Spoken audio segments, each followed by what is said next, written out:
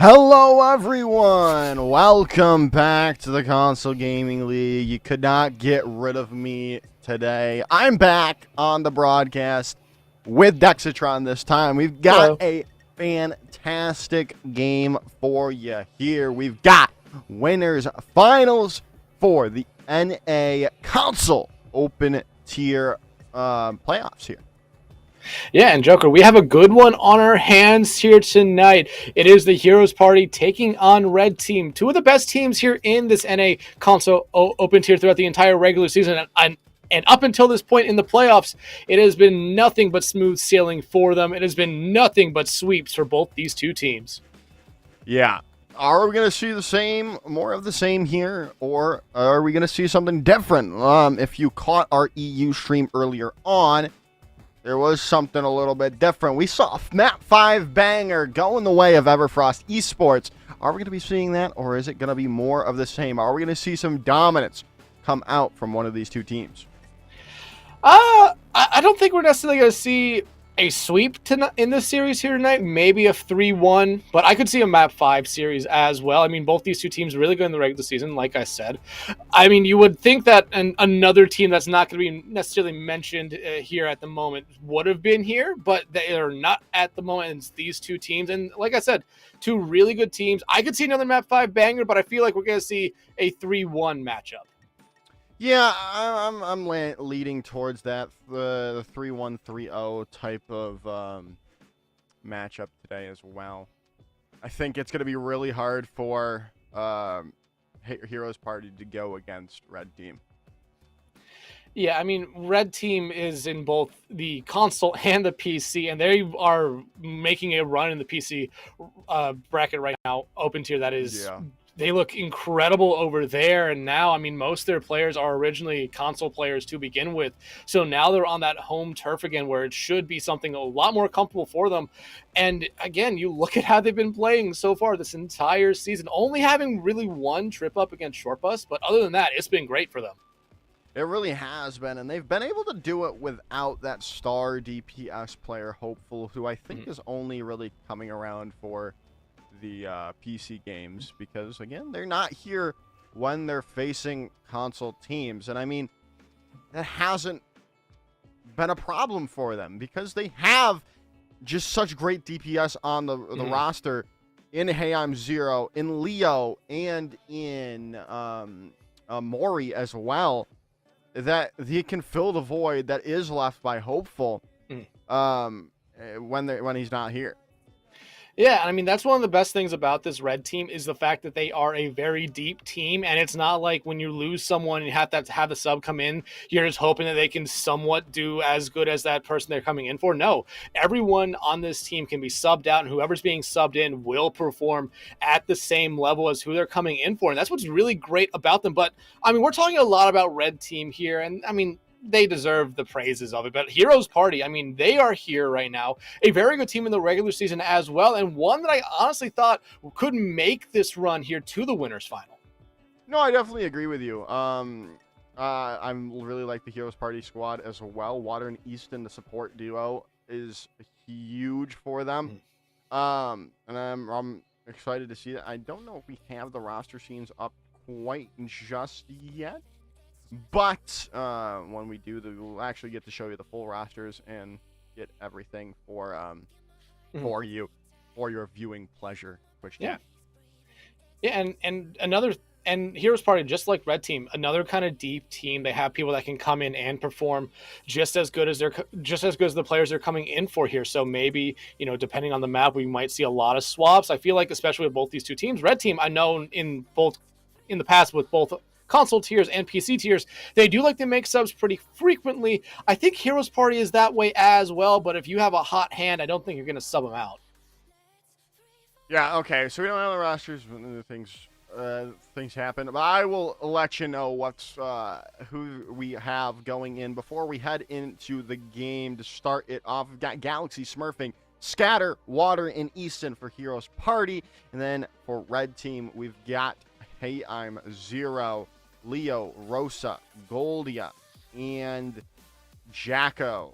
And we have our first map coming in, and thankfully, it's not Nepal. Hey, we will take that every day. Yeah, Nepal's great, but instead we're going to go from the high mountains to the ocean front here of Samoa. I mean, a great map, honestly. I feel like it doesn't get played enough, and it might be one of those maps that in the coming months and maybe years of Overwatch, this is one of those maps, especially on Control, that starts to get played a little bit more over Nepal if Li Jiang is not there.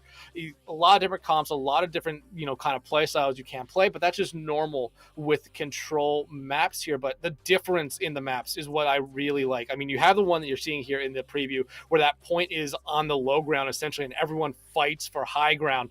And it's always interesting to see how people play that. Then you have, I believe it's called City Center, where, I mean, it's a large, very, very large control point. Maybe one of the biggest control points in any of the Control maps. It's a lot of space, great for stalling. And then you have Volcano, which does have its little own kind of quirks to it. That hole in the middle with the jump pad to throw you right back up could be used to try to just stall out the point a little bit, especially if the teams are struggling with aiming. Yeah, this is one of my favorite, actually, Control maps now, going into this, at least to cast, because, well, it is a breath of fresh air. We don't really know. This map hasn't been solved, like a Lijiang Tower, like a Busan, like a Nepal. Like, this map is pretty new, and it's still very up to interpretation, and it should be fun. Oh, imagine being in that. Oh my goodness, I want a vacation now, Dex. Imagine being that. Yeah, he's just vibing. You're having the time of your life. Either he's vibing or that crab is scared for their life, depending on if they can swim or not. True. It just makes me want to be in Hawaii right now or anywhere that's warm and nice. We're going to be somewhere that's warm here in a couple weeks. But, I mean, look at the comps at the moment. This is the one thing I was going to kind of touch on here, is the fact that the tank, especially since Orisa kind of got nerfed here, that tank is a much more fluid kind of role at the moment. You can see a lot of different stuff, but the Ramatras coming out has kind of been what everyone is kind of leaning towards from what I've heard. And I do like this. I do like Hey I'm Zero picking the Cassie over the Soldier. I feel like that's a good kind of swap right there. And the biggest other thing right now is Water on the Kiriko, Jacko on that BAP. Yeah, they're already going to be raking it up. Rosa's going to go in, but Zero's going to find Smurfing out already. So Red Team's already in a good position to take this first control point, at least the first capture percentage here, Dex.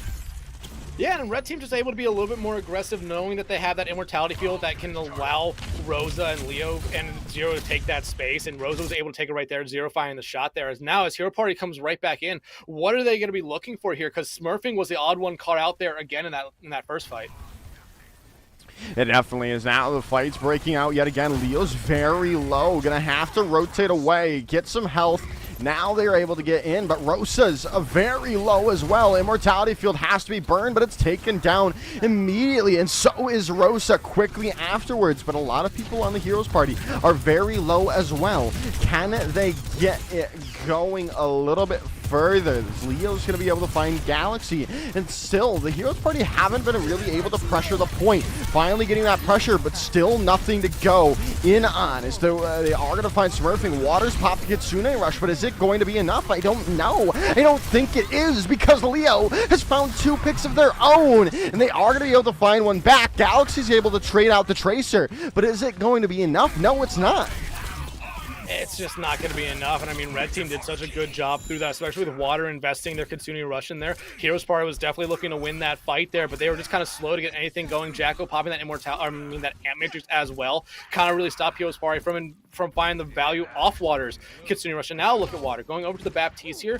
But I mean, now as you come into this next fight here for Heroes Party, this could potentially be final fight. You really only have 2 ultimates here early. Easton needs to live long enough to have that beat, and Red Team is in a great spot, and they're already using that high noon right now. Yeah, speeding all around, looking for a Deadeye kill, but you're not going to need it. The Pulse Bomb connects to Water. Annihilation comes in from Scatter, but it's just the last-ditch effort to try to make something happen. There's just an overwhelming presence from Red Team. Zero is low, but it just doesn't matter in the end as the rest of the picks come through, and they take, well, not quite yet, because there is a last-second touch on the point, but for how long? Annihilation has been popped by Rosa. Easton goes down, and there's round 1 going to Red Team. Yeah, and I mean, Red Team, they look dominant so far that entire round, and we kind of touched on it there a little bit when that round was starting. There were 2 different picks, the Soldier and the Cassidy, and then the Kiriko and the BAP. I think the BAP for Red Team worked a lot better than the Kiriko because of how much burst healing the BAP can do. Yeah, Kiriko is great at healing as well. The Suzu is a very strong ability, but I mean, we never necessarily saw it come into a factor at all that first round. Jack was able to find so much more value with their ultimate as well compared to that Kitsune Rush. And I mean, look at what Heroes Party is doing here. They're going to try to, mirror what Red Team was running, while Red Team, they're now going to be doing what Heroes Party was running on that first point there. I mean, yeah, this is City Center, so a big map. And you want to be able to play a little bit faster, in my opinion. That's why you're bringing out that Kiriko. So when that Kitsune Rush comes out, you can try to just, play around the point. But I like what Heroes Party is doing here, trying to go through that side of the map. It looks like Red Team had the same plan by getting to the high ground on the opposite side of the clock tower. We'll see how it works for him here. Dex is, well, these 2 teams really still vying for position. However, Galaxy is in the back looking for some, at least to be a nuisance, right? For Red Team, but, well, you can't be a nuisance when you're down to that low of HP. Zero's on the mark, all looking for a pick, and Jacko is going to be the one to find Galaxy out first and foremost, and now that's the go sign for the rest of Red Team to collapse onto the Heroes Party. Look to take out the remaining members, and Scatter goes down, the point flips over, and the cleanup comes through from Red Team.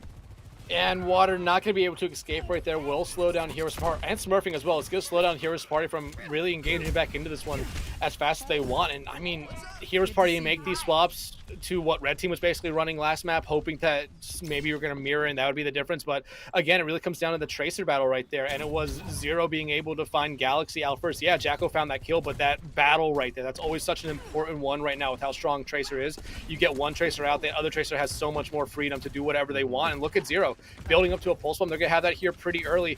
Heroes Party, that might force out that Immortality field early, and you can see Red Team immediately die right back onto them. Yeah, we'll see. We've got to figure it out. They've got to break things open, right, Dex? Because right now, they've got a stranglehold on everything. And with the Pulse Bomb coming through, Immortality Field had to be invested there by Water. to stay alive in the fight. So things are not really looking the best. And now Galaxy has fallen. Things are going very good for Red Team at the moment. But the Amp Matrix comes online from water. They cannot change the tide of this if they can find a pick off the back of it. Now with the rush coming online from Jacko and Rosa pummeling their way to victory, Scatter is out of this fight. So does the rest of the team, or the rest of the Heroes party. They follow suit quickly afterwards. And this is the same situation as we saw last map. I mean, Red Team gonna have 4 ultimates ready to go for this fight. Zero gonna have to build up to that pulse bomb here. But Heroes Party gonna come back in with 3-4 of their own, but they have to get in somehow right now. And they have to figure out how to do that, and that's the Annihilation at the spawn door. Yeah, of course it is. Why wouldn't it be, right? Smurfing is going to pop the overclock, though, and has found Jacko out and is going to about to find Rosa. So, well, they kind of seem like Icarus at the moment, going too close to the sun, falling down, but Zero still finds 2 picks. The Pulse Bomb came out as well from Galaxy, though, and Zero in the most of it. But in the end, it's the Heroes Party are still able to take the point. And Zero trying to get out of there with their life. A lot of members of Heroes Party are just tracking them right now. Finally, someone will shut down Zero, and that's such a big thing here for Heroes Party because Zero has had basically nothing but freedom in that backline. A couple times we've gone to their perspective. You've just seen them in the backline of Heroes Party and no one really dealing with them. Yeah, they're able to completely just take over this lobby without any real contest. Galaxy has got to keep them in check here. But Zero is looking for it yet again, looking for an assassination onto someone in the backline, whether it be Water, whether it be Easton, whether it be Galaxy themselves. We will find out in a few short moments as they're actually just fighting it out on the front line, going around, Annihilation coming in, and Jacko is down. Another fight win seemingly on the board for the Heroes Party with Rosa falling. Yeah, and it's such a huge thing for Heroes Party that they only invested in Annihilation in that fight and are winning it right here. Water still holding on. That Kitsune Rush will be a big thing coming into this next engagement. And then you have Galaxy smurfing, building up to their ultimates as well. But Red Team going to be able to build up to theirs here. And you might see that combo we've been seeing a lot from support lines where you Kitsune Rush and beat in. You want to be very aggressive, and Red Team, especially on that first point, was not afraid to get aggressive against Heroes Party. Yeah, it's now. We have a good opportunity to get this tied up here, Dex. They've got the Kitsune Rush. Does Heroes Party? Can they keep this? Can they move it and swing it to take round number 2 and tie us up here going to round number 3? Galaxy so very low, looking for a Pulse Bomb opportunity. Rushes come in. But now in the sound barriers in response, and now they've got the Kitsune Rush of their own coming in. Jacko dropping it. Pulse Bomb is out. No one falls down. Smurfing needs something with this overclock, because then, I mean, if they don't, I mean, things are not looking better. Now Leo has their own sound barrier coming in. The perfect time from Easton, because the Annihilation has been procced as well, but Easton's the one to fall. Red Team is in the driver's seat right now. However, Rosa falls. This is a perfect opportunity for Heroes Party, but no, they lose too many. Things are looking disastrous as everything was looking in the right direction for them. Overtime ticking away. Map number 1 goes to Red Team.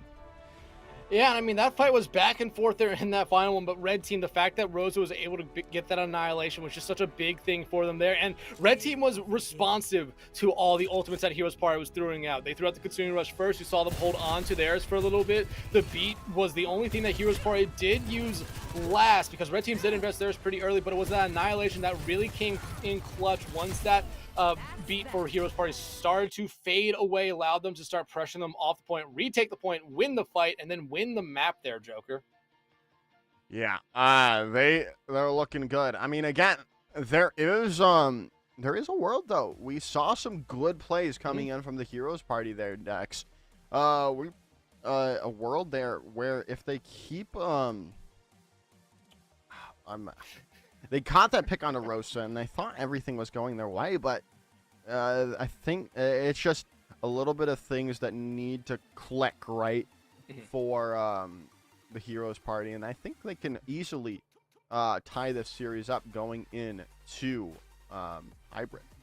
Yeah, absolutely. And, I was kind of thinking the same thing you were right there when they got rid of Rosa. Maybe Heroes Party was going to be able to hold on through that fight. But they put so much effort into getting rid of Rosa. They focused so hard on the opposite tank there from Red Team that it allowed everyone on Red Team to kind of find the openings in the Heroes Party armor right there and start picking off people one by one by one. And it was just a little bit too late in the end for Heroes Party to do anything right there. But yeah, I feel like, Heroes Party did show us a little bit more than what they showed us on that first point, where it seemed like they struggled to truly do anything, especially with their ultimates. Didn't necessarily find a lot of value with them. Instead, they were going to count it out almost immediately. I feel like when they made the swap over to the Baptiste, it did help them, but eventually swapping back over to that Kiriko was the right move for them. But as we head into our second map here, we don't know what it is just yet. I feel like Heroes Party has figured something out here, but there's a big difference between figuring it out on paper and figuring it out in practice. Yeah, it looks like we do have the map choice coming in, and surprise, it's not ready quite just yet, so we'll leave you guessing. We're getting gaslit by our own production. We're getting gaslit either by our production or gaslit by the players. Both. Yeah, both. Okay, so now we're not being gaslit. We do know what our second map of the night is. And Joker, this has started to be the map we're starting to see a lot when it comes to hybrid maps. It is Midtown here. And you can see a lot of different stuff come out here. We saw Poke last night. We saw Orion last night in Brawl. In Friday Night Overwatch. You could see the Winston. You could see it. You could see a lot of stuff here. It really depends on how the teams want to play. If you're Red Team, you were very aggressive. I could see you trying to maybe play something a little bit rushy if you're Heroes Party. It seemed like when you had to play fast, it wasn't necessarily something you were really up to doing. So you want to try to slow down Red Team as much as you can here. Yeah, you've got to figure it out here, and I think we can transition over to the game to get some hot dog cam with the pigeons.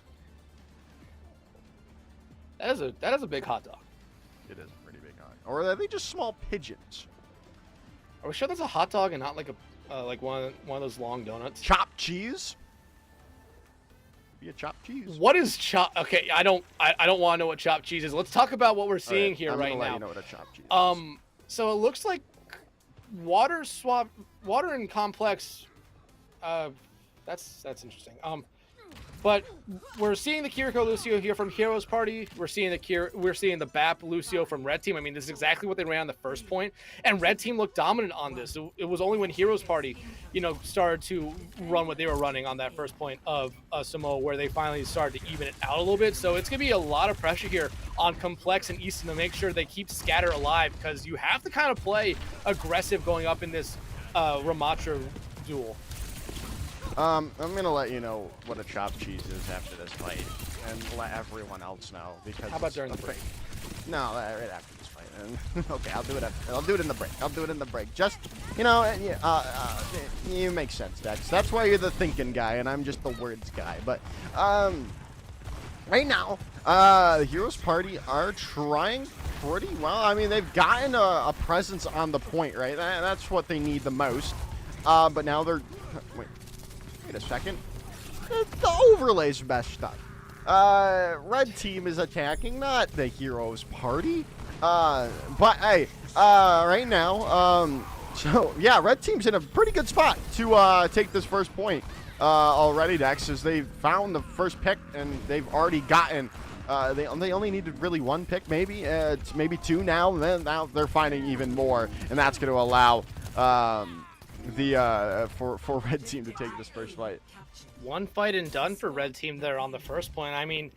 Give them credit. And like I said, coming into this comp again here that Red Team was running on that first point of Samoa, that Baptiste is just able to do so much more burst healing than what the Kiriko can do, and especially when you saw Easton playing far away from their team. So they only really had that one source of healing from Complex, and if Scatter's not getting all of it there, Scatter cannot truly do their job. So they were very worried about pressing on that point. And yeah, they found Rosa, but then Scatter was immediately traded back out, and that's when he knew that was kind of ending there. But now Ultimates, Red Team, about to have all 5. Heroes Party only really about to have 2, 3, 4 ultimates, so it really comes down to who uses them first, and it looks like the Heroes team wants to be the one who's using them first. Yeah, Rush comes in from Complex, who has come into the game, and his Water's moved over to the support role, and it looks like everything's going to work out for them with that swap, as the defense is going to start off strong.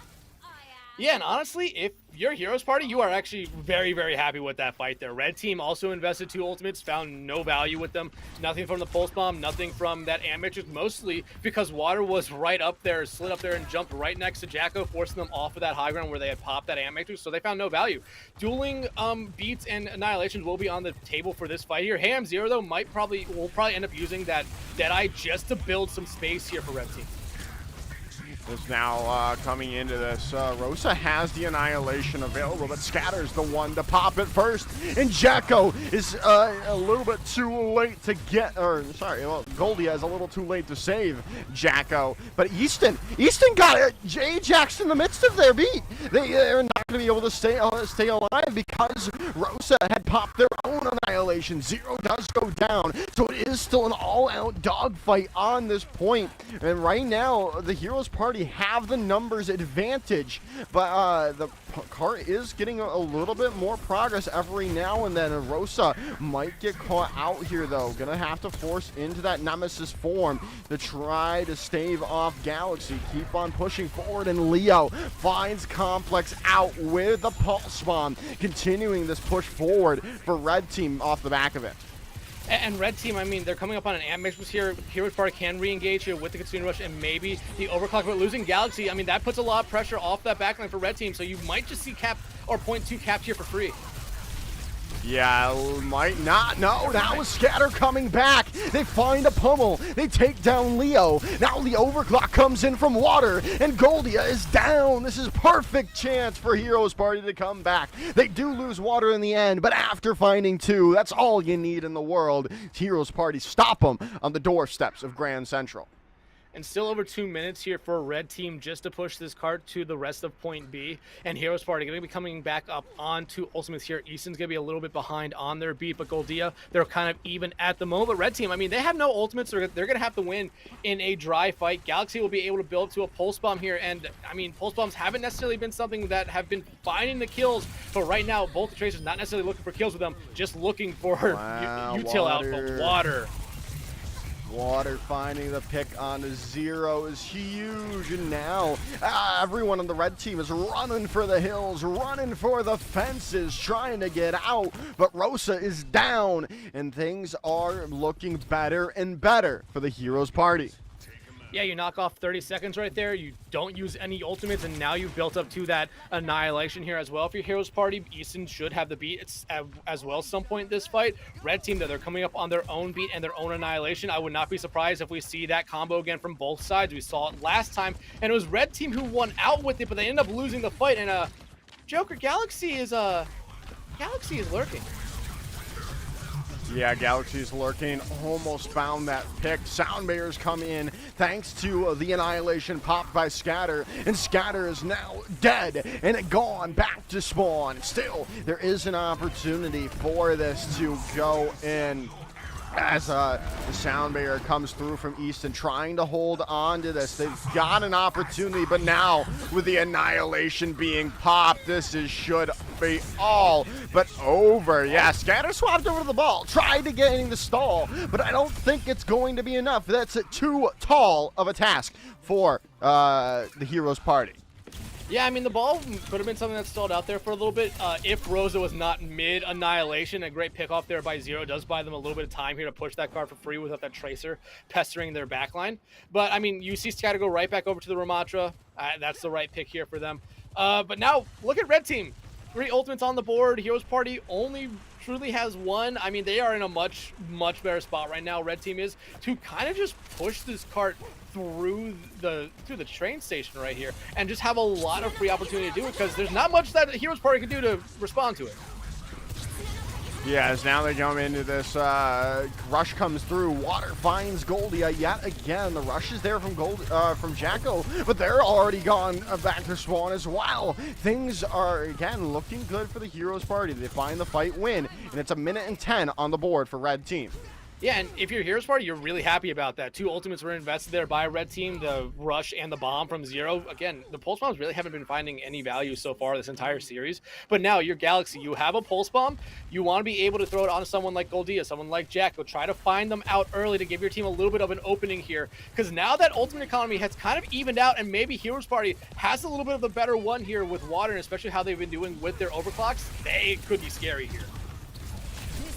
Yeah, wow, Galaxy just... Leo got canceled. Leo just didn't even look at Galaxy. What is going on? Galaxy finds another one, looking for a third, and they do find it in the end. 30 seconds remain between now and, well, the hold coming in, but Zero finds another pick, and things look a little bit more bleak for the Heroes Party.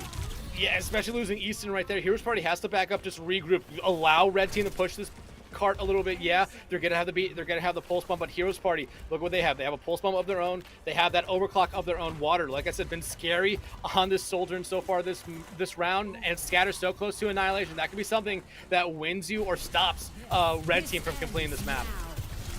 As now they come through, the overclocks in from Water. They've got the sound barrier, but Zero is already down. Things are looking on the up and up, with the annihilation being procced up by Scatter to finish it all off. Galaxy is going to get in on those kills, and the overtime bar ticks away. They stop them before the end of Grand Central. And talk about just a great final point hold there for Heroes Party. Like I mentioned, they really only had the one ultimate coming into while Red Team had 3. Red Team invested that Kitsune Rush early and the Pulse Bomb towards the end of a fight that was pretty much already lost and found nothing. While you had, I believe it was Water's Kitsune Rush that came out and found so much value helping their team win that fight, even out that ultimate economy, and actually put Heroes Party in a really good spot with their ultimates, because Red Team had invested so much just to cap that second point. Rosa never really built up to another annihilation, while Scatter, even after making the swap from the ball back to the oh god, we're not going to get into this conversation. Can stop zooming in on the donut. Even from swapping back to, I don't care if it's chopped cheese. Even from swapping back to the ball to the Ramatra, was able to build up an annihilation so much faster than what Rosa was able to there, and it was just a great round overall there by Heroes Party. That's disappointing that it's not chopped cheese. It is a long donut. Yeah, but I agree with you right now. I mean, like, things are looking really. Again, I think we're seeing the signs from the Heroes Party decks, right? That they have the chops, right, to deal with Red Team. But again, it's just those key picks that come in from Rosa, from Zero, from Leo, that really turn the tide of these fights. Yeah. Absolutely, but remember how this first point went for Red Team? It was a kind of a little bit of a long, drawn-out fight, but Red Team never really seemed scared at all. Heroes Party pretty much has to kind of match Red Team on this first point. They don't want to have such a big deficit going into second point if they do cap first. That's the real big thing. You got to cap the point here, right? And now, oh my goodness, that was kind of that wasn't just gross. That kind of gross. That was gross, right? That was a crazy flick coming in from Water, but now they've got to be able to hold on more and take the point as quickly as we see from as we saw Red Team, and I think we are. And they're going to be able to here. Zero going to be able to come back, but it's just going to be for a quick moment to say hi, and then they're going to realize that they are not a friendly group of people right there. About the same time cap there for Heroes Party, maybe about 1 second faster. But the biggest difference between Heroes Party and Red Team was Heroes Party really didn't build up to the ultimates that Red Team did. Remember, Red Team was coming up on like 3-4 ultimates by the time they got to this point. The Heroes Party really only coming up on 1. Complex, not far behind, will be able to have that Matrix ready to go. But it really depends on where the cart is. Do they want to try to get the high ground? Do they want to try to win a fight? Do they want to try to push? But if Water finds another headshot and kills someone early, I mean, it opens up a lot of opportunities here for Heroes Party. Yeah, I agree. Water has been a revelation on this DPS role, switching over when Complex came in. Let's see if they can continue to do so. But Red Team's already pushing the objective, trying to force them all the way around, but the shots keep landing true. But Leo stays alive, and Water goes down, and the rest of their team comes crumbling down with them. Yeah, it looks like the one thing Heroes Party really didn't expect right there was Red Team to say, yeah, we're going to come to you almost immediately. Like, it feels like Heroes Party was going to play it patiently there and kind of slowly make their way up to the high ground. Red Team just said no and wanted to go right for a fight. I like Red Team for that. And look at it. 4 ultimates ready to go this next fight. Heroes Party, yeah, they'll have all 5 ready to go. Not necessarily early. So if Red Team wants to play a little bit aggressively here again, you could pop the Kitsune Rush and pop the Annihilation and just go in. Yes, now they are going to look to go in, but, well, the Red Team is going to be going in as well. They've popped their own Kitsune Rush to really stop any progress the Heroes Party had. And now they can rotate in. The rush is now gone. Now Deadeye coming through. They're trying to back away. Pulse Bomb Stick comes through onto Complex. Annihilation's now being procced up, and Water is gone. They are going to lose... no, wait. Okay, Rosa finally does go down. They do lose Scatter as well, so there is still a fight for... and maybe, yeah, Zero's going to go down as well, and it looks like the Heroes Party have the numbers at the moment, but are they going to have the numbers to keep pushing forward?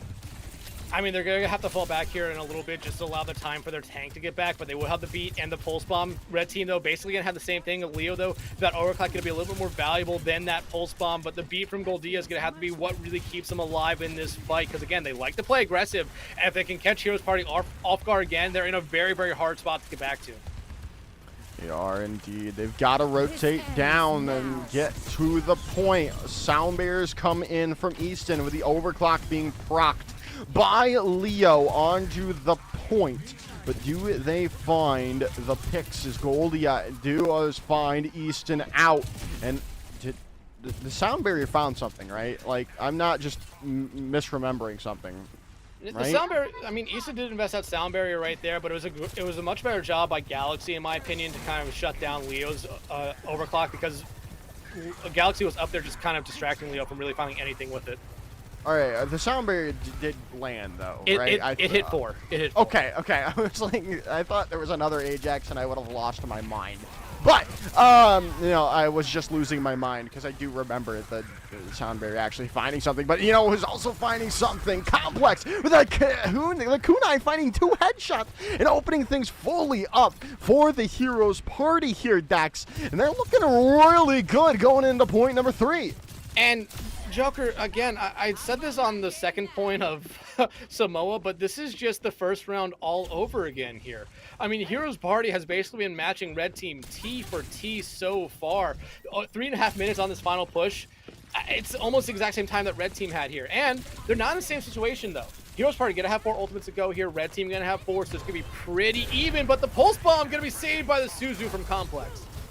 Great Suzu coming in from Complex. Can they keep it going? Rush is going to come in from Jacko, and that's a perfect opening.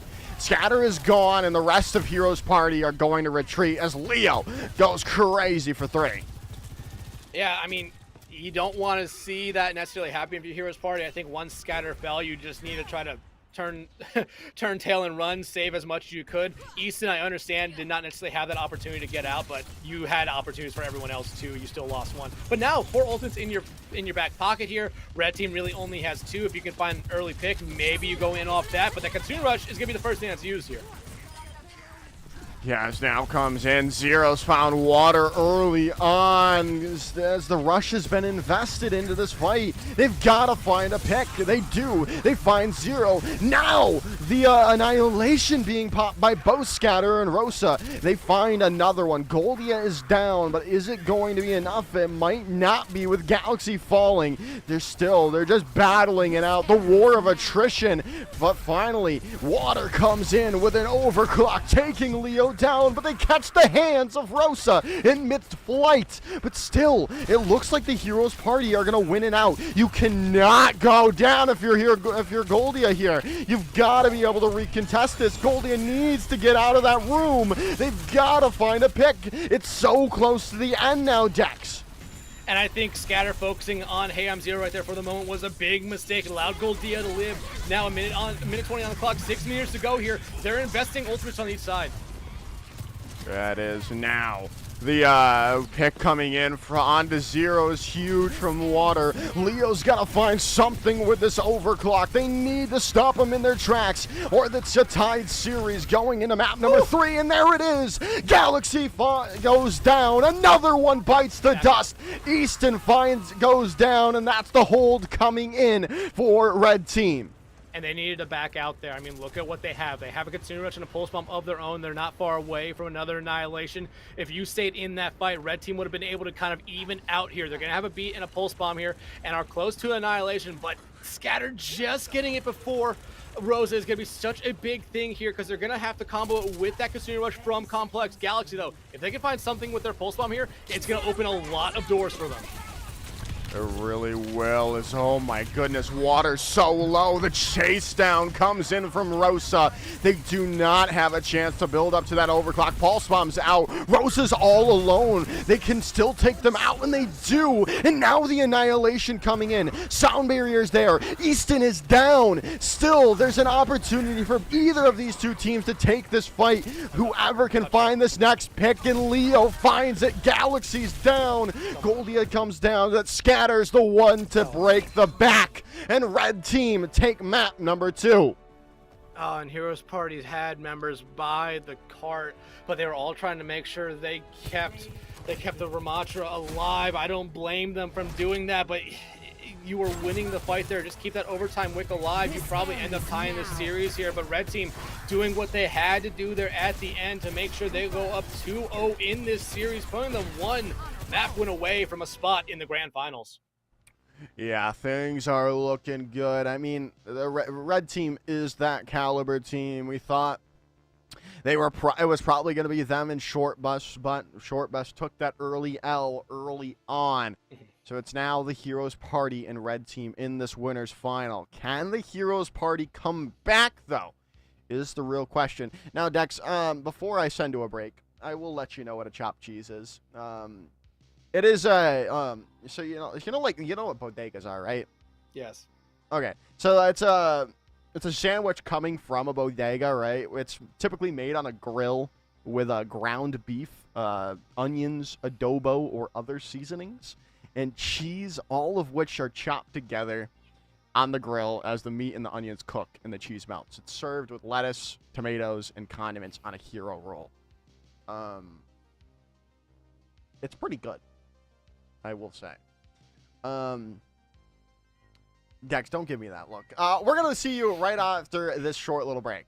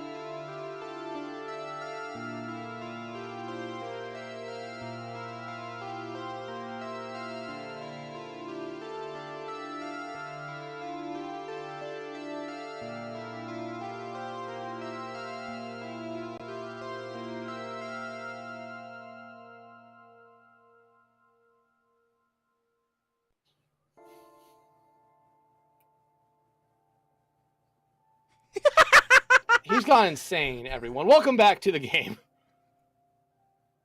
Welcome back to the game, everyone. It is time for the map number 3, which, interestingly enough, it is not Suravasa.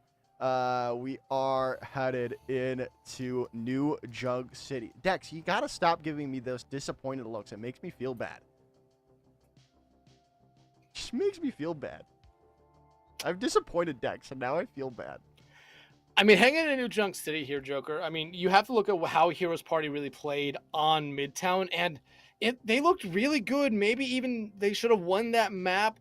I talked about with you a little bit during the break. Maybe you could have said it was a C9 there at the end. They had 3 people around the cart. One person's job should have just been touch the cart, keep that overtime wick alive, because I think you would have won that team fight out. You would have won that team fight out in the end there, but just trying to keep Scatter alive was the biggest thing there, and I completely understand that. But now backs are against the wall here for Heroes Party. You have to reverse sweep red team if you want to lock yourself in to the grand finals here.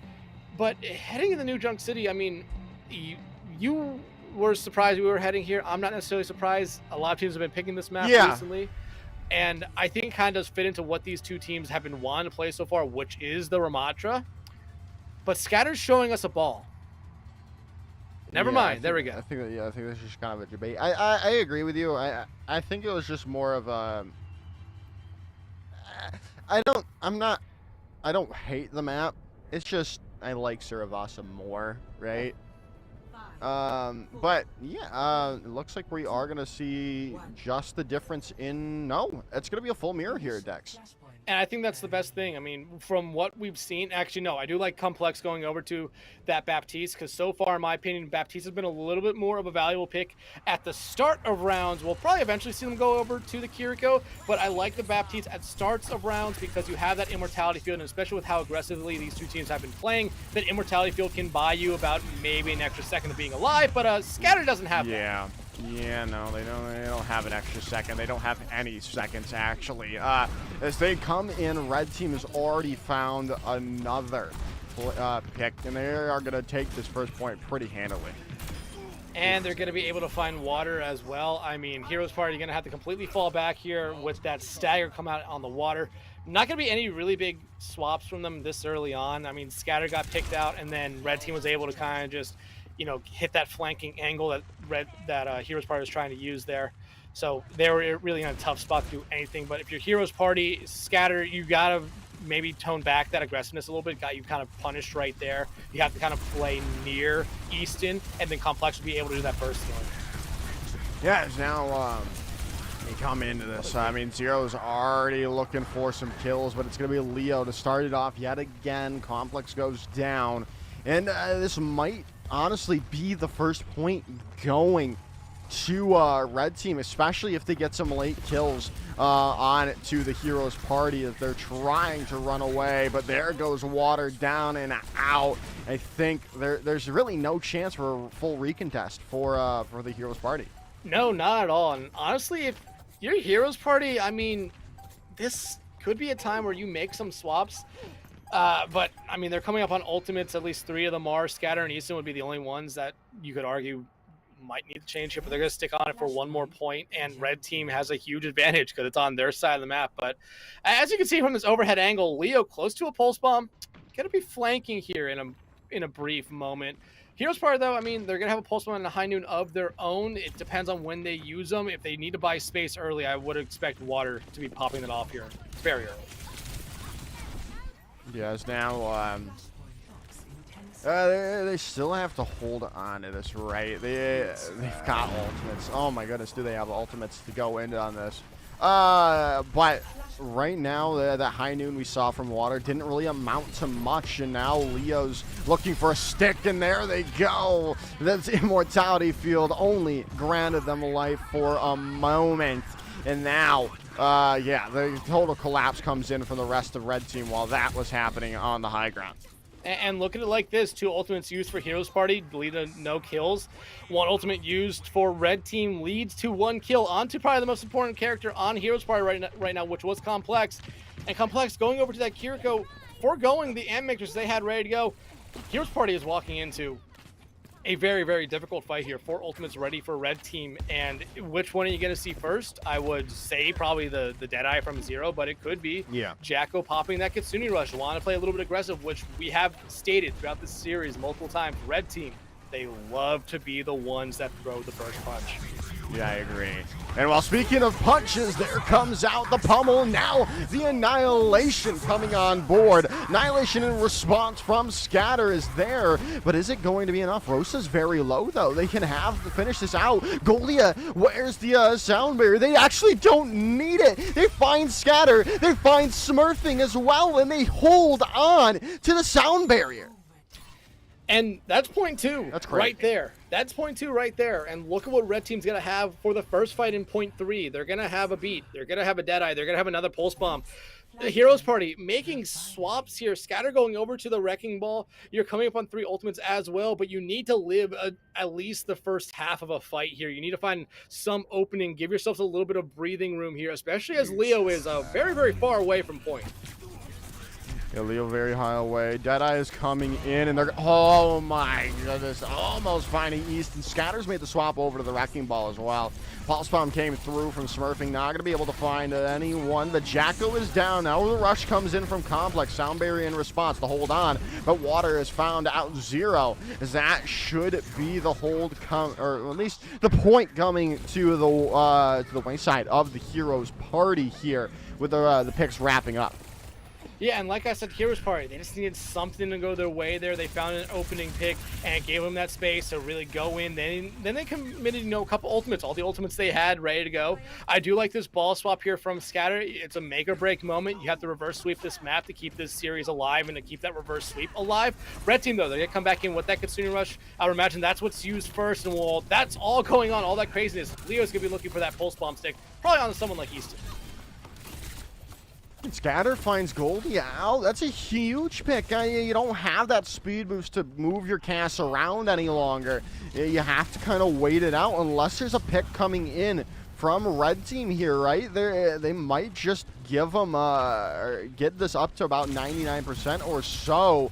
And now definitely with Zero falling there, they are looking good for the Heroes Party. They are on the brink, but not for right now, it would seem. Rosa very low. Rush going to come in from Jacko, and they're dealt with swiftly as the point is going to go the way of the Heroes Party.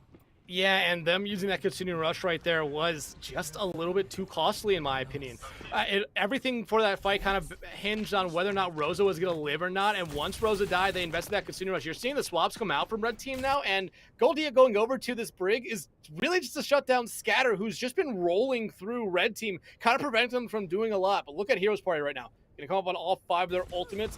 That minefield from Scatter is going to probably be the most important one at just sectioning off red team away from this point. I have a good feeling that Mongolia is a very good Brigitte player because their gamer tag is actually Mighty Brig. So hopefully that will help deter Scatter, and so far it has. They've gotten this first point, they've gotten the fight won, and they're gonna take the point here. Yeah, no ultimates really used other than a Pulse Bomb from Leo there, which found the opening pick. Heroes Party, they invested 2 ultimates in that fight and found nothing with him there. The minefields was really nothing, just kind of a bump in the road for red team. Now, though, you're coming back in with the Kitsune Rush and a beat. We've seen those comboed in the past. It's what I expect to see here from Heroes Party.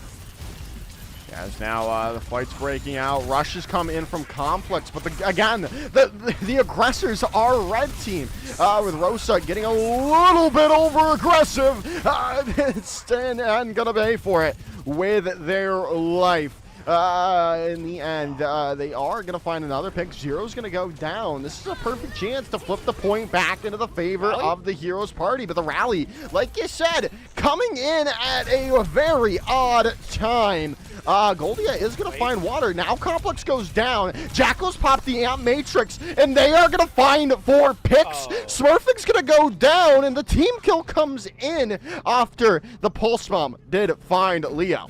I have to stop questioning when people who are much better than me at this game pop ultimates, because every time I do, they immediately come back and prove why they popped the ultimates right there. Goldio, Jacko, using those 2 support ultimates, won them that team fight on their own. Now you have a great opportunity right here with both your DPS ultimates and Ham Zero's Deadeye being the biggest one, just being able to buy space and force Heroes Party potentially away from playing the point here in this very crucial fight. Yeah, as they are going to be looking for... They've got to win this fight, right? And the minefield is coming in. The point's going to flip over, but Easton is down for the count. This might not be enough, but hey, Water's going to find an overclock kill on the Leo. And now Rosa is going to be able to get healing thanks to Jacko's immortality field and staying alive. But now they're in a pretty decent spot. They've got the Deadeye coming in from Water. Scatter's going to try to pump him down. It's smurfing. Gets caught out by it. There's still a chance. There's always a chance. One opportunity. Don't let your dreams be dreams if you're the Heroes Party. They've got to figure it out. The overtime wick slowly ticking away, getting the touch in the end, and Jacko is down. Rushes come through from Complex, but Zero's found a pick. Zero gets healed. Zero stays alive, and Water is gone. Still, the rally coming online. The point flips back over. Zero finding picks. How is this Cassidy still alive for Red Team? And that's gonna be the end of it. They couldn't kill a 1 HP Cassidy, and there it goes. The overtime bar ticking away. They get the touch, and there's still a chance. There is always a chance, but it was dangerous to go alone. The Heroes Party brought a party, but it was still dangerous to come as the Red Team takes the victory in the end in a 3-0 fashion.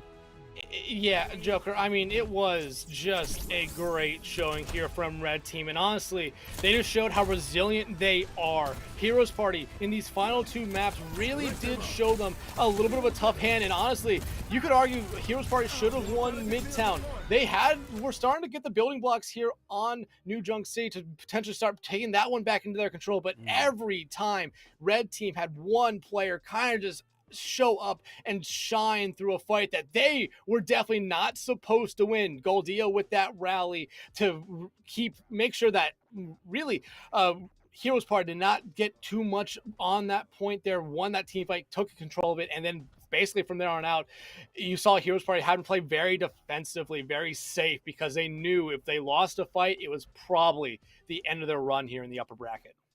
Yeah, that was just some great stuff all around from Red Team. But again, like you said, the Heroes Party had some shines, and I'm very interested to see who they play against in the losers finals, because I think that can be a very, very good matchup going forward. I kind of want to see if that game started, because it was supposed to start at 8 o'clock, and it's 8 o'clock right now. We're gonna go to a break. We're gonna see if we can get that game on stream, or if not, we'll end it off. We'll come back and end it off, but we'll be right back. Lots of love.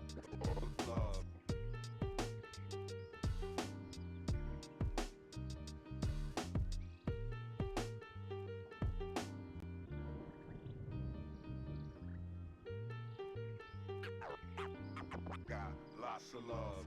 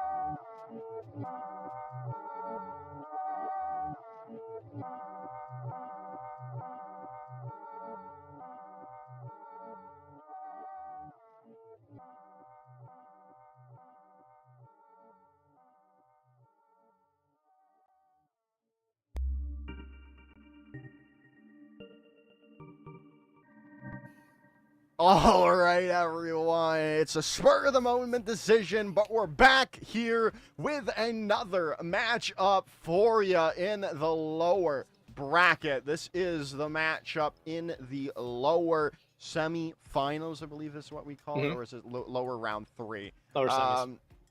Either way, doesn't really matter. What does matter is a ticket to the lower finals that who has a chance to meet the heroes party in that in that round, right? We've got Short Bus versus Mizuchi Esports, and this is going to be a really tough task for Mizuchi because the Short Bus squad has always been a tough contender for the crown. Yeah, always. Whenever you talk about NA console here in CGL, you always talk about Red Team and you always talk about Short Bus. Those are the cream of the crop here in this tier. But Short Bus, I mean, this is technically their second time going up against Mizuchi in these playoffs. That first round game we have talked about a lot where Short Bus did forfeit it. That was actually them going up against Mizuchi here. So Mizuchi getting this game right now, they do have a tough uphill battle against them. But I'm going to be honest, I've been impressed with how their lower bracket run has gone so far. They might be able to surprise a little bit here tonight. Yeah, I mean, this is the matchup, from the first round, but that, again, we'll take that as we will, because Short Bus did, in fact, forfeit that first round against Mizuchi, so we can't really take that result into account here. So this is kind of like this is a clean slate. No one's played each other in a bit here.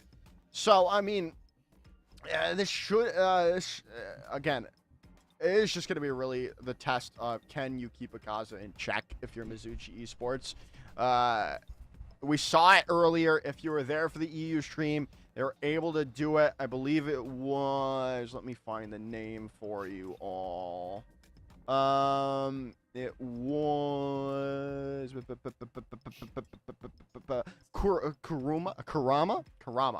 Kurama was the Tracer player that was able to keep Akaza in check, and so I mean, if they can do that as well, right? This could be an opportunity for a huge upset to come in from Mizuchi. Yeah, Absolutely. I mean, it would be a huge upset if Mizuchi is able to do this because, like I said, there's been two teams that everyone talks about in this tier. It's Red Team and it is Short Bus. Heroes Party, they did look like they had something for Red Team, but were never able to get over that hump. Now, I mean, they have a 50-50 chance of who they play in that lower finals. Is it going to be that other team of Short Bus, or is it going to be the Cinderella run right now of Mizuchi? I mean, it's going to be really interesting to see throughout the night here. I mean, it looks like teams are getting into lobbies right now, and Joker, from what we've been shared with the rosters, it doesn't look like Short Bus is necessarily going to be holding anything back here.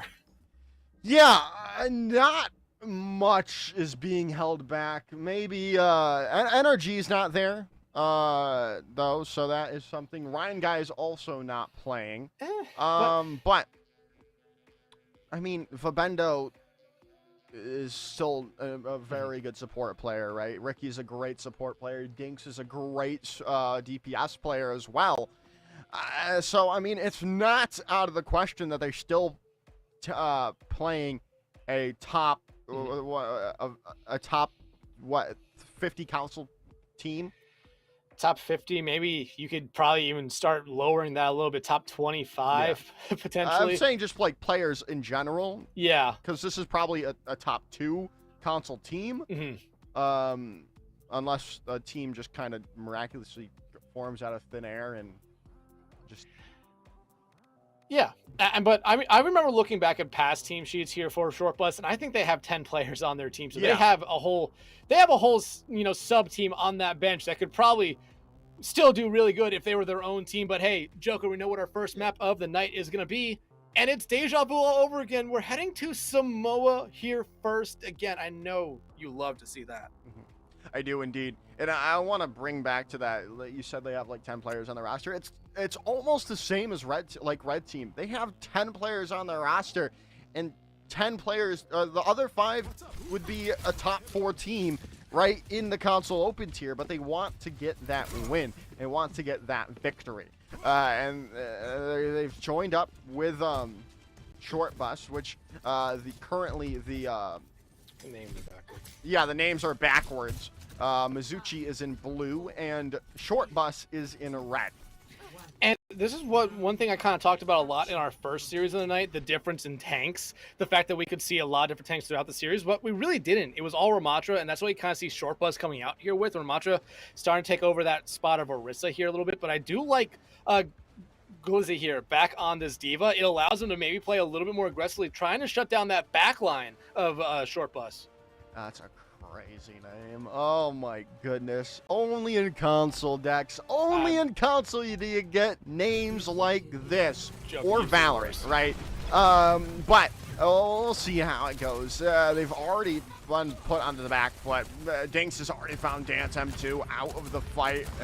They're looking to open it up, but they're all kind of in this very tight corridor, and their tank Glizzy is so low. They're going to go down. Silent Blaze is caught out. There's just the nice picks coming in. Ricky's going to find 2 with the boop.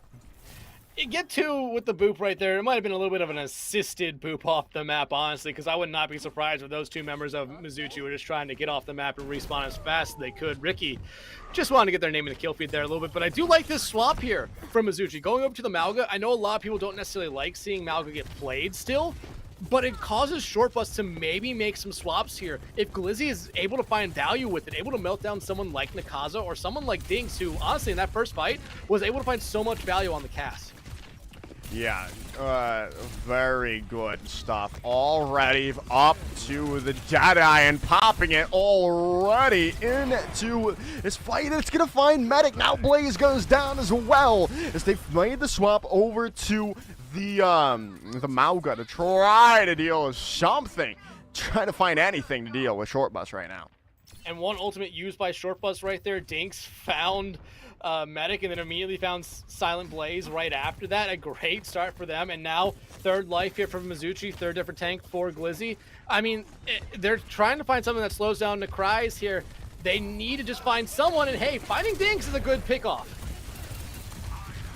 Yeah, as they are. Yeah, they're gonna find dinks. Is that now? They've got to be able to find more, though, right? They've got to be able to find these continuous picks, and Medic is down now. Netcries has popped the Annihilation, and hey, it's gonna help them. Netcries is down, but Akaza's going wild again on this Tracer here, and they're just gonna finish things out. The sound barrier, the disrespect coming in from Ricky. They didn't need that sound barrier, but they used it anyway. I mean, they use it right there just to make sure they secure themselves to that fight win, because look at this. Mizuchi's not going to be able to get back. And just a great round there by Short Bus. Mizuchi finally got something going there in that final fight, but we talked about it. Akaza, we talked about everyone on the Short Bus team being some of the best players in console, in the NA. I mean, they are a scary team to go up against, and Akaza basically flipped that fight on their own there. Yeah, they did. I mean, and they're going to continue to do that stuff because that's the type of player Akaza is, right? They're able to take over a game, and they need a DPS, does Mizuchi, to step up to just keep Akaza in check to at least have a shot in this all. And look at what Mizuchi's doing here. I like the Mei pick. I like the Malga pick. That combo was the only thing that found them a kill onto Necry's last round. They want to be able to section them off with that ice wall and then try to melt them down as fast as they can. If they get rid of Necry's, then you can start picking off everyone else one by one by one. And hey, it's not going to go that way for Mizuchi this fight. Yeah, as Vivendo gonna come in there, finding 2 picks of his own. Akaza's not gonna be left off the kill feed as all as Short Bus are gonna take quick work of that first fight. And I understand playing the Malga, you want to play a little bit aggressively, but just everyone on the Short Bus team knows how to deal with everything. Vivendo found the first 2 picks there. Now, again, you see Glizzy making another swap here, going over to the Ramatra. And you see Akaza just kind of lurking here. They're waiting for their opportunity because everyone else on their team is just starting to take away that focus from them. Yeah, they gotta focus down this main team, deal with Akaza later. But again, you can't kind of do that, right? There's so much you have to deal with first, and Love is out of the fight thanks to Akaza. As now they are gonna go in. Dantem 2 is gonna find Ricky, but again, it's just not enough. That when you kill 1, 4 more spawn. This team is Hydra. Yeah, they are essentially a Hydra right now, but I mean, look at Short Bus here. They're going to have basically all 5 of their ultimates ready by the end of the next fight. Mizuchi, they're going to have ultimates ready as well. I don't necessarily like that swap to Moira right there when you were so close to an Ant Matrix, but I understand maybe just the survivability, maybe the healing output, and maybe just the damage that Moira has. But you're going to have a Blizzard here coming up. If you are Mizuchi, that needs to be something that wins you a fight. Ooh, and the Pulse Bomb gets stuck. Mei is going to force Ice Block. Now Medic goes down. There's all the picks coming through from Short Bus yet again here, Dex, and things are looking good. Things are looking real good. Short Bus only invested the 2 DPS ultimates in that fight. Didn't find anything with them, but bought space, which allowed them to win that fight. Mizuchi, though, like I said, the Blizzard's going to be something really big here for them. You need to be able to section someone off because all they really have is a beat and an immortality field. But it looks like Short Bus wants to play aggressive. Yeah, it does indeed, as they've already found Medic, but Glizzy's going to pop their Annihilation. They find Ricky out, but can they find another pick? That's the real question of everyone's mind. They are going to flip the point, though, however, but Glizzy's fallen down. I think that's just a consolation point flip as well here, Dex. The point's going to flip back over. Dance M2 is going to find Akaza. And now the respawns are going to come back. They are going to be able to stop for a moment. Proc the point up with that ice block, but they've got to be able to find a pick. Silent Blaze is down and out. And now they've got, they're trying to stall it out. Glizzy's found Ricky again. And now a pick on the neck prizes. This could open it up fully for Mizuchi. But again, when you deal with 2, 3 more come back, and it's just not enough. Overtime comes away. And there it is. Map number 1 goes to Short Bus. And everything we talked about this short bus team going into the series, we saw it there on the screen during this first map. They are a very, very scary team. Everyone is able to find so much value. It doesn't matter what role you're playing. They are all very deadly on it. I mean, Mizuchi, they got that 17% there on that final point. And it was still, I mean, they were able to find a couple picks there, maybe even win a team fight, but just Short Bus being able to back out and engage back in was the biggest thing that I really saw from Short Bus, because the good teams or the best teams know when to get out of a fight and when to re-engage back in. You saw that multiple times from Short Bus in that final fight there, because they were able just to keep themselves alive and then pick off every member of Mizuchi one by one after they reflipped the point. Yeah, and now we go in to hybrid here. We've got to figure something out for Mizuchi, because Short Bus just was in control of it all. And like I said, again, it all starts with keeping Akaza in check, because everything kind of started off from those picks from Akaza, right? And I think if we can get those get Love or even Dance M2 to get the Tracer working, or not, it doesn't even have to be the Tracer, it could be the Cass, right? It could be the Mei, to just slow down Akaza, not allow them to take every fight that they want to and take the angles that they want to. We could be seeing a different story here, because I mean, you can find those picks onto the rest of the squad. Nakrise gets so aggressive a lot of the time because they can just do really whatever they want. If you can punish the rest of the team and keep Akaza in check, I think we could see a closer series here. Yeah, but here's the thing. You brought up the perfect analogy already for this Short Bus team. You want to focus on one, you get them out, fine. But there's going to be another one. You want to get rid of that one, then there's going to be another one. You get rid of Akaza, there's going to be Dinks. You get rid of Dinks, there's going to be Vobendo. You get rid of Vobendo, there's going to be Necrise right there. I mean, we saw them all fill up that kill feed so much in that first map. If you're Mizuchi, you're just trying to find some opening. It might be just shutting down one player, but if it's shutting down that one member on that DPS line, you know that other one is lurking somewhere nearby looking to get revenge, and then they'll find one or two more picks after that here. So it's going to be really interesting for Mizuchi to try to figure out what they necessarily want to do here, as we do know what our second map of the night is here, Joker. Deja vu. Much like our first series, we're heading back to New York. This is deja vu all over again. First two maps, same as the first. Yeah, we're headed back to New York. We're headed back to Midtown. I just found out about the laundry detergent. The OO? Yeah. You just found that out?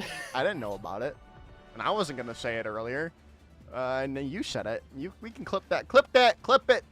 Trust me, Put it as a. I've been clip saying worse. Clip it and put it as a what's it called? A voice thing on Discord.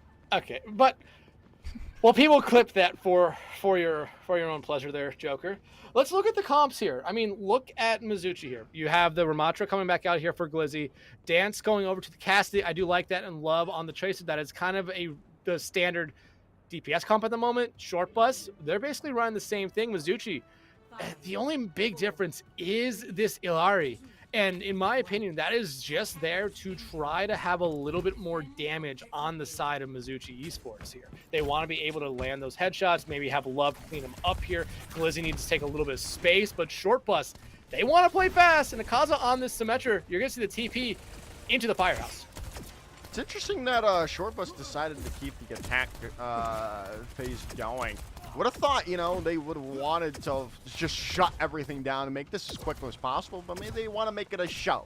They're streamed, they're showmen, right? That's what they are in some aspects of things, right? And they've already lost a player while I was just speaking. I forget who Love got the pick on. It was a pick on the Dinks. Thank you. That's why you're the smart guy in this thing, right? I am just the guy who speaks, right? And I don't think. Yeah, but right now, I mean, you look at what Short Bus is doing. They're buying their time. They're waiting for Mizuchi to maybe engage into them here. But I like that Mizuchi is just saying, we don't need to do anything here. They're the ones that have to play. Now they're just going to teleport right into the back line there, Dex, but Dinks is down. Dance is going to follow quickly afterwards, though. And the sound barrier comes in. Ricky's already built up to the sound barrier. Crazy to me. The picks are going to come through. Vivendo with 2 headshot kills. Pulse bomb's out. Almost finds a couple, but Vivendo, ever present with the immortality field, is going to keep them alive. Glizzy is going to try to make a dash to the point, but that's just going to be not going to happen. And honestly, a good showing for Shortbus there on that first point. I mean, Dinks falling early on probably did slow them down a little bit, or else we probably would have saw that a lot sooner. But once they got the gang all together, they played that almost to perfection. Yeah, you lost Dinks again early, but then you found Dance and then Glizzy, and you kind of just went from there. I mean, Mizuchi in a good spot right now with ultimates, going to have 4 ready to go. Shortbus going to have 3 ready to go. I am looking at that photon barrier for Akaza to be something that really does hurt Mizuchi here, especially with that Captain Sun coming out and the Deadeye from Dance. That could be something that cancels those out right away. Yes, now, the Captain Sun could be huge traumatic. We just got to see it be used up correctly, right? Akaza, though, is just kind of making it impossible to get a shot in. Now with a photon barrier coming in, there's the Captive Sun, though. It has landed onto a couple, and Akaza's getting blown up because of it. Now, this is going to be Mizuchi. Yeah, now they're going to be able to come in. Neckrise, though, trying to turn the fight. The Annihilation procced and founding 2. It's a great showing coming in from Shortbus. It looked like Mizuchi had it all figured out, but Shortbus comes back off the back of a couple ultimates.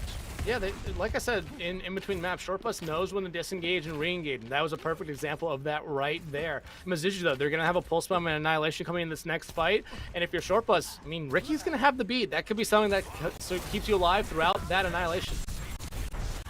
Yeah, now, they come into this, right?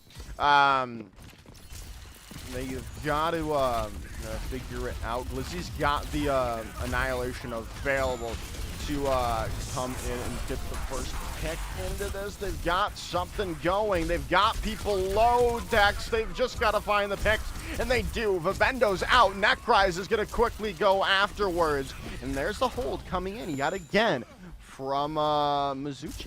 Yeah, and this has been a much improved map here for Mizuchi. I mean, they struggled to get really anything going on Samoa. Now they've been able to win a couple team fights right here, eat into the time bank, but you did have to invest, you know, the ultimates you had in that fight ready to go. Glizzy invested the Annihilation, but Silent, you got to be able to have that Matrix ready to go. Could be something that slows down Shortbus for a moment, but I do like Bob being ready here for Shortbus. It could force Mizuchi to get off that high ground, and that's exactly what's going to happen. Yeah, Vivendo's gonna come in. Dance M2's gone down, and this is the perfect opening that Shortbus was looking for, right? Bob's gonna get something done there as well for Shortbus in the end. It's 2 minutes to go, and they're gonna have more to go into point number 3. And Glizzy making the swap over here to the Doomfist makes me think they want to try to contest this here a little bit. I mean, why wouldn't you? I mean, you're kind of trying to buy for time, but you've already lost Glizzy, you've already lost Love, and you're losing everyone else around them. As Shortbus captures point number 2. 3 minutes on the time bank now, and I mean, Mizuchi coming up to 4 ultimates, gonna be ready at some point in this next engagement. Shortbus gonna say the same thing, gonna have 4 ultimates ready to go here. But what's gonna be the first one that gets popped out here? If you're Mizuchi, you're probably thinking we need to be aggressive here. We need to catch Shortbus off guard, but the Matrix from Vivendo and the beat from Ricky might be able to keep them alive to basically anything that Mizuchi throws at them. So it's gonna be a real kind of push and pull thing here for Mizuchi. You don't want to go too aggressive, but you don't want to lose too early.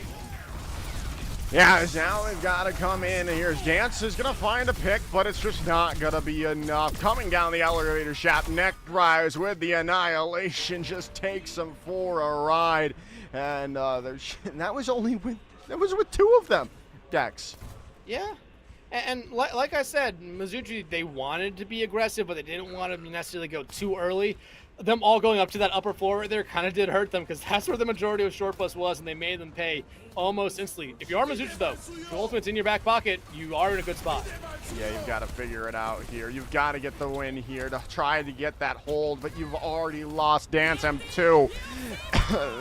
the Captain's Son is going to land on the Vivendo, but that's they might not even get the pop. They might not even get the explosion, and they do not. As they come through in the end. Short Bus completes all 3 points. With 103 seconds on the clock as well. A good time bank here for Short Bus. Mizuchi, I mean, they showed us a little bit more that round. I will say that. They looked like they were able to take Short Bus at times, but Short Bus, it seemed like they kind of knew that Mizuchi was going to be investing ultimates, gave up fights, and then just came right back in with fights of their own that they looked very, very well polished on. Like I said, uphill battle here for Mizuchi. They have to really take this first point fast. They cannot lose a fight or two, because that's just going to allow Short Bus to build up to their own ultimates, and then it's going to be exactly kind of what we saw for the majority of Samoa. Short Bus has those ultimates, used them very, very sparingly, found a lot of value with them, but look at Short Bus here. Yeah, no way they're doing it to him like this. There's it's kind of no, rude. I can see it. I see it. I see it. I had a vision. Yeah, I understand it. I completely understand it.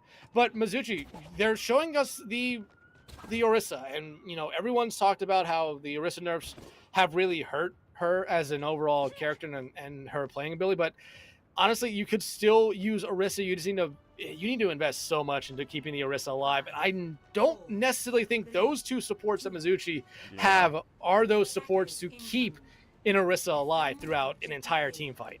No, I agree. I think it would have to be like a Kiriko and a Moya, right? Just something that can output a lot of healing and then a lot of utility as well.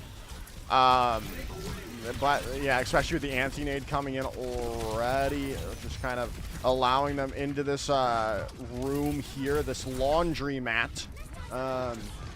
But no picks have come in quite just yet from Short Bus. Another nice anti-nade, though, comes in from Ricky. And a lot of people are still so very low. Still getting the healing, though, but the picks gonna finally come in.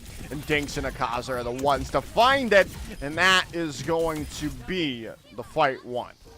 And let's see what Mizuchi does here. I mean, on Samoa, they were not afraid to necessarily make swaps after fights where nothing really went their way. Yeah, Medic making the swap right there. That was something that was much needed. You saw how many times those nades came in from Ricky, hit Glizzy, hit Love, really forced them to play very, very safe. They want to play a little bit aggressive here with this Orisa, and the Orisa, because of those anti-nades, are not able to take the space.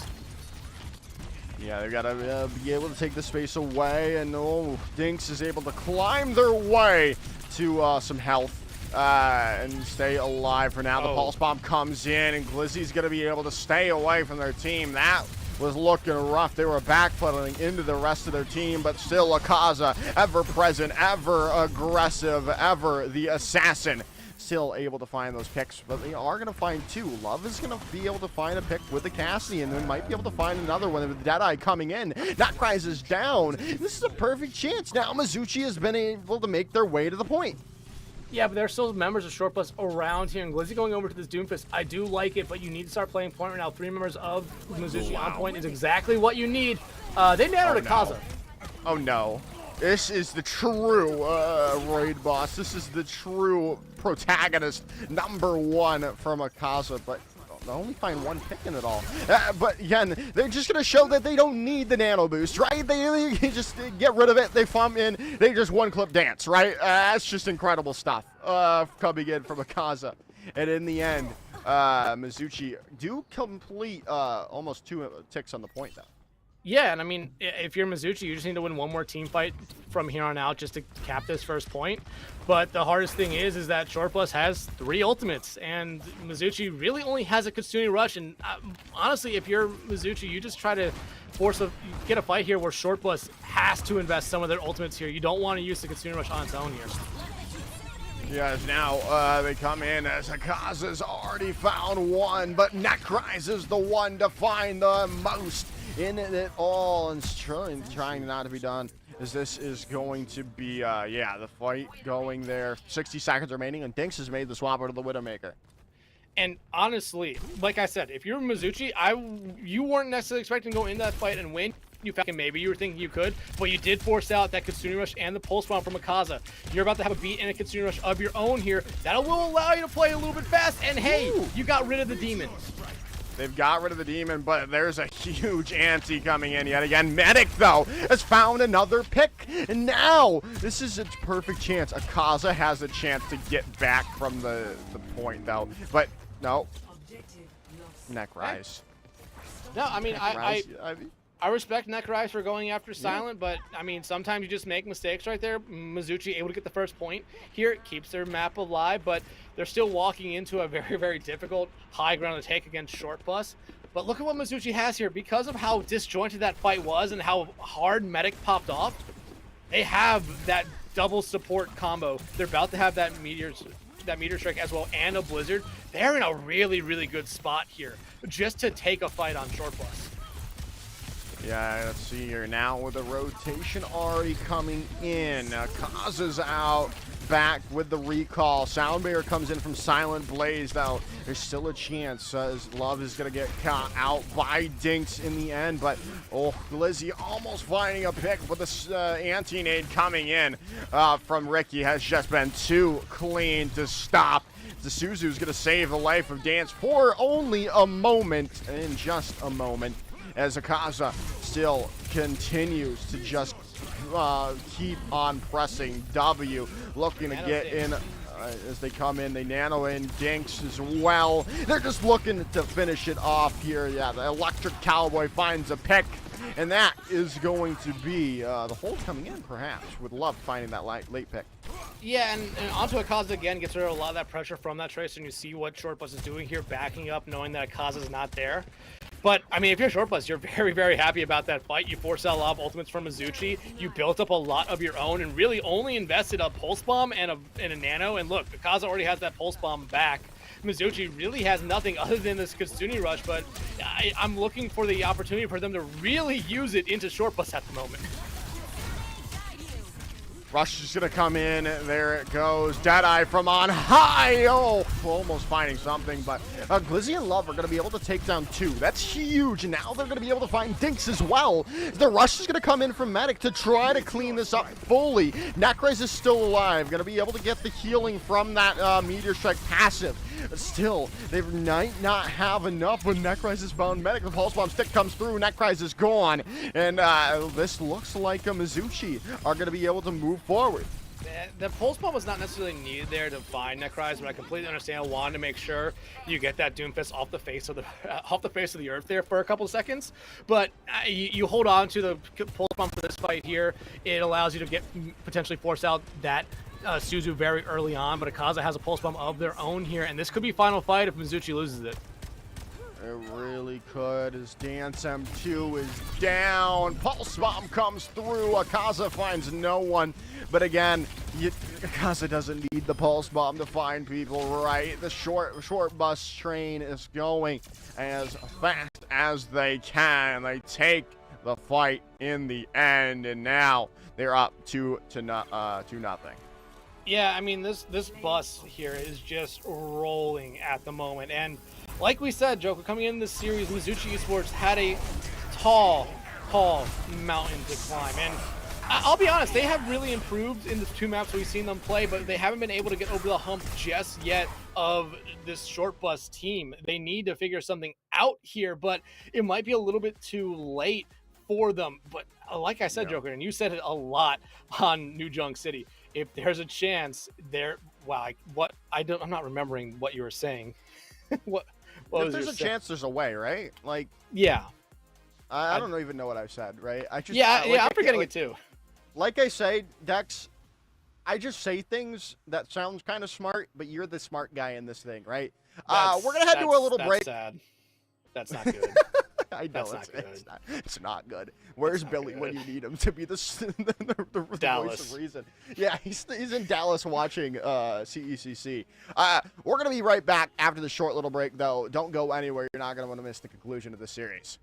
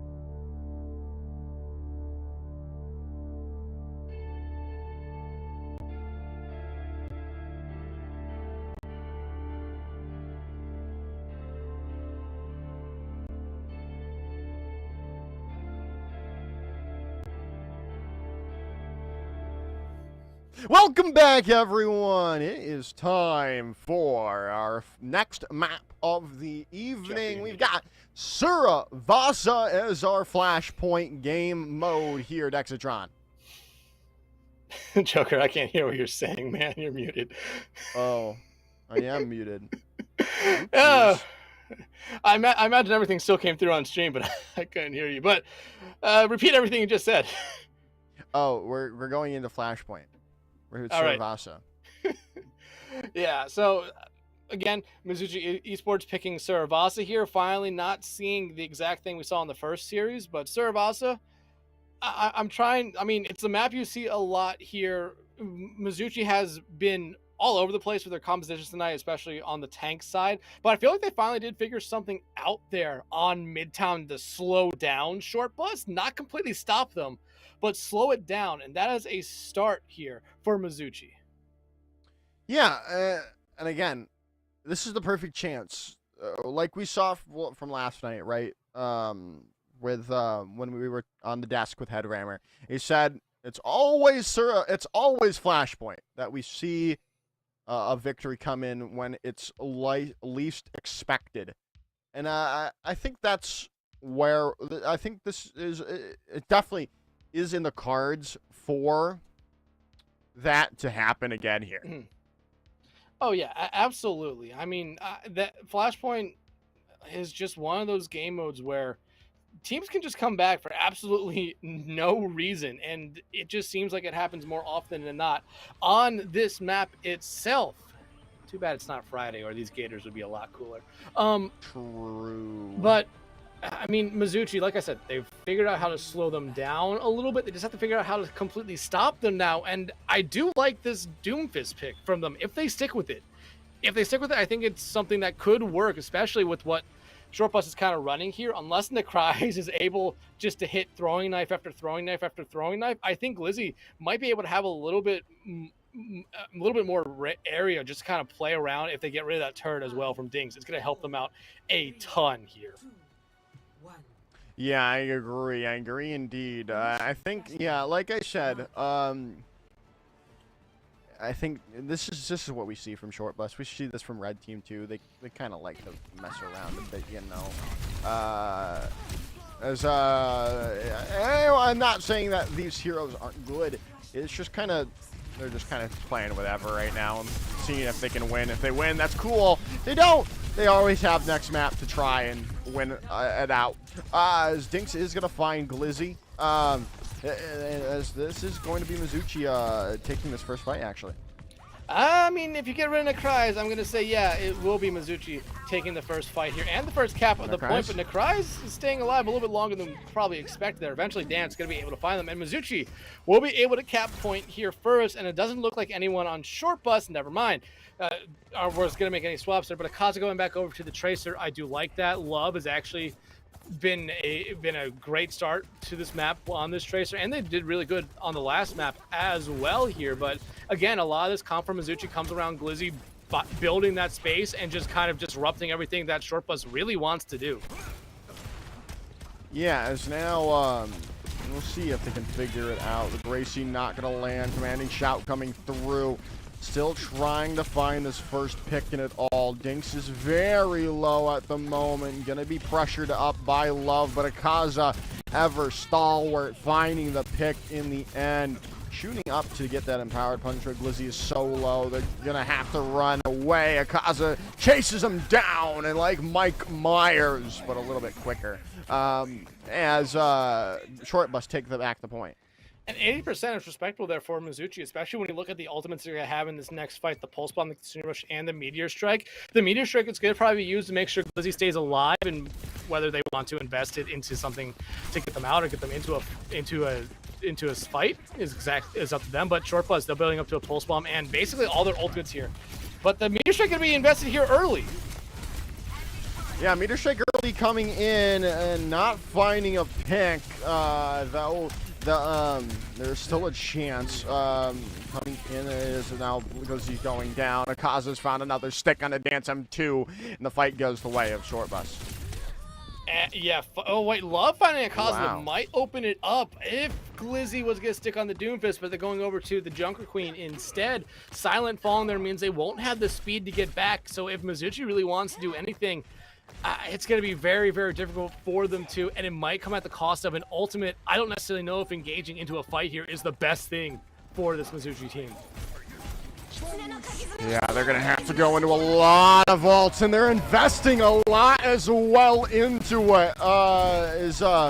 Is Mizuchi, but they've already lost Dance M2. Silent going down as well, and that should be the fight and round, or flashpoint number 1 going to Short Bus. And I understand why Mizuchi invested both the support ultimates into that fight there, but I think the Kasumi Rush was all you really need to do.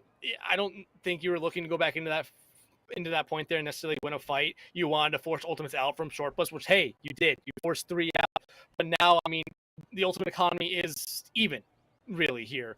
Necry's has a bigger ultimate right now over Dance M2, but Dance M2, if they can land a couple railgun shots and find a couple kills, it opens up a lot here. But, again, corners. Akaza's right there. Wow. It's just insane. Akaza's able to keep going in.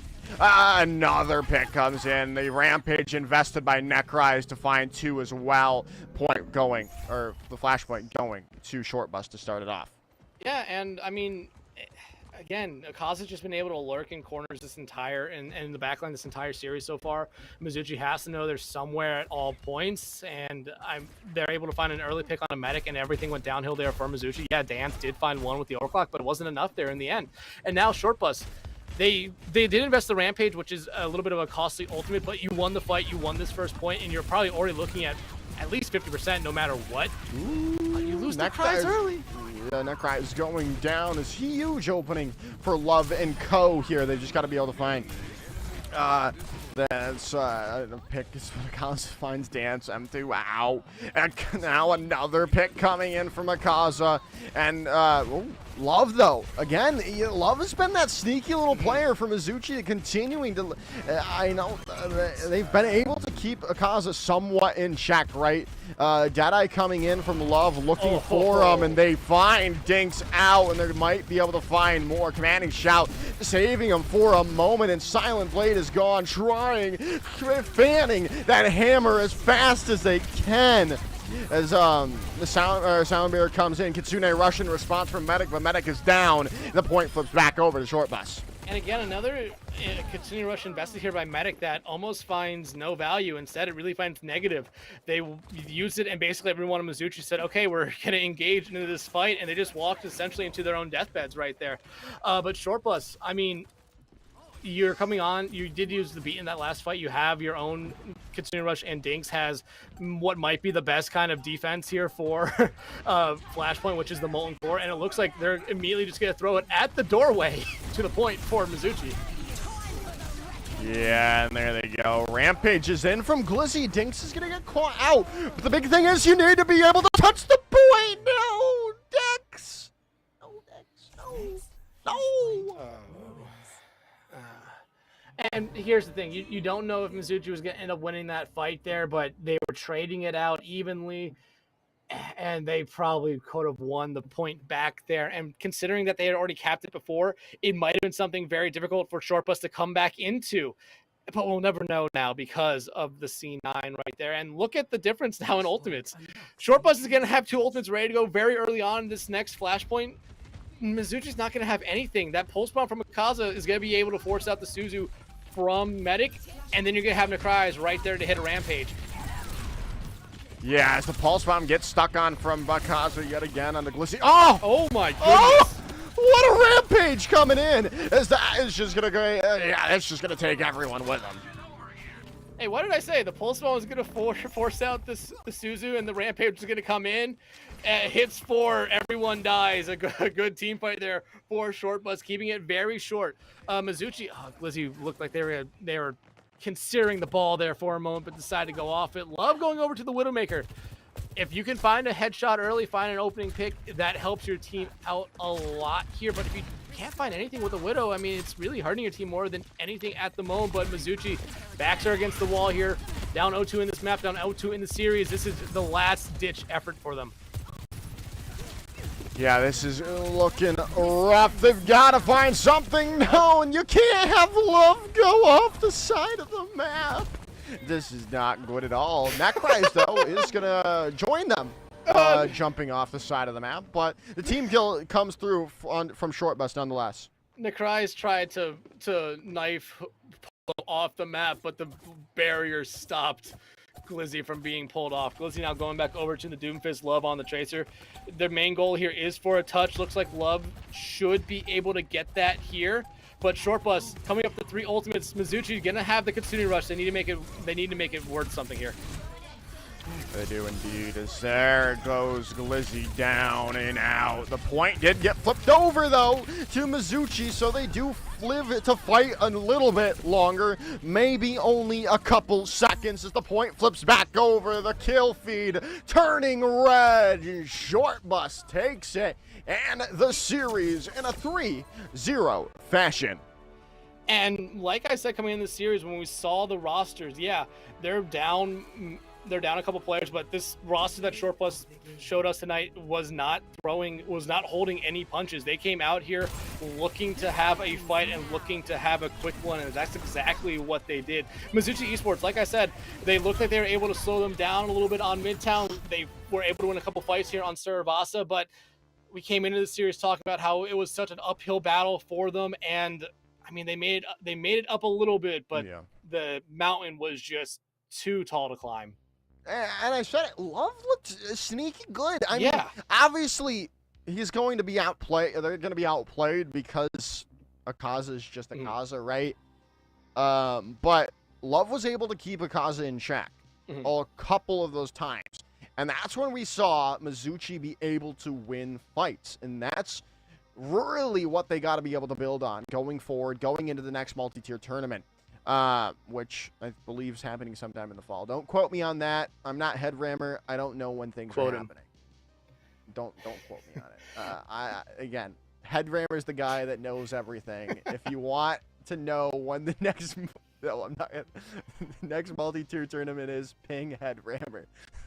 And here's the thing: you bring up Love, and Love was by far the standout for me on Mizuchi. But there were also times where Medic was able to flip fights. I remember their first point cap on Midtown. They found the first 2 picks in that one on that Kiriko. Silent did good. Glizzy, I mean, Glizzy played a multitude of tanks, but then they stuck on the Doomfist and the Junker Queen, and they looked really good on it here.